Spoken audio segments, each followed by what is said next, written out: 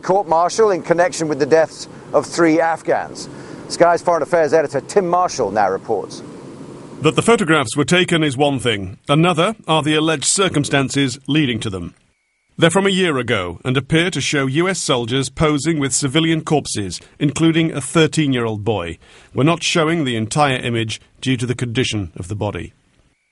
Among the 5 men accused are 23-year-old Corporal Jeremy Morlock and Private Andrew Holmes. During their initial questioning, Morlock said he was just following orders. Kill the guy,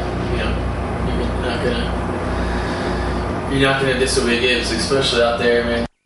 It is alleged the unit, not shown here, which called itself Kill Team, murdered their victims, then made it appear they'd acted in self-defense.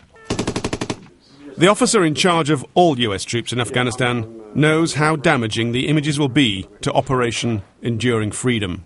First of all, our response is that is absolutely unacceptable. It is reprehensible. It is very disturbing, and it is a concern. Now, I think that the vast majority of the Afghan people recognize that the vast majority of American and other nations serving in ISAF soldiers are there to serve them, to help protect them, and certainly not to harm them.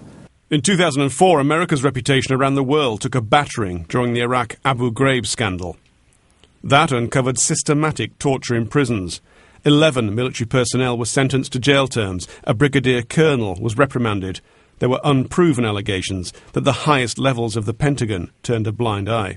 I think this is going to, as it did with Iraq and Abu Ghraib, it's going to swell the ranks of the Taliban, it's going to increase their recruitment drive, it's going to reinforce their narrative and what their propaganda is.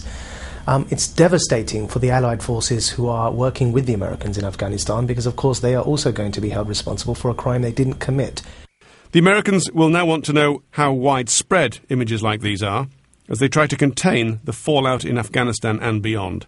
If found guilty of murder, the men could face the death penalty. Tim Marshall, Sky News.